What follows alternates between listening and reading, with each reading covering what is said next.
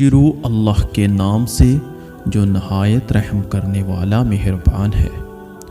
ناظرین، آج کی ایک اور حدیث لے کر آپ کی خدمت میں حاضر ہوئے ہیں، لیکن اس سے پہلے آپ سب بھائیوں سے ریکویسٹ ہے کہ ایک بار درود شریف لازمی پڑھ لیں، کیونکہ جو ایک بار درود شریف پڑھ لے اللہ تعالیٰ اس پر 10 رحمتیں نازل کرتے ہیں اور اس کے 10 گناہ جو ہے وہ معاف کر دیے جاتے ہیں۔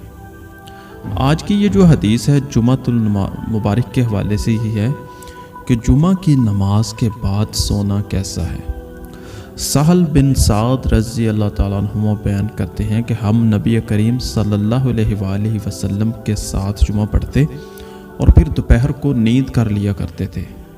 ایک تو یہ حدیث ہے۔ دوسرا اس کا حصہ یہ ہے کہ حضرت انس رضی اللہ تعالیٰ عنہ فرماتے ہیں کہ ہم سویرے جمعہ پڑھ لیتے، یعنی تھوڑا جلدی جمعہ پڑھتے اور اس کے بعد دوپہر کی نیند کر لیتے تھے۔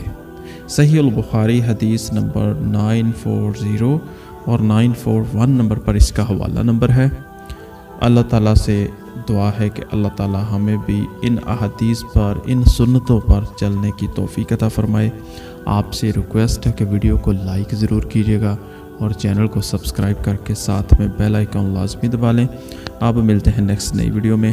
السلام علیکم ورحمۃ اللہ وبرکاتہ۔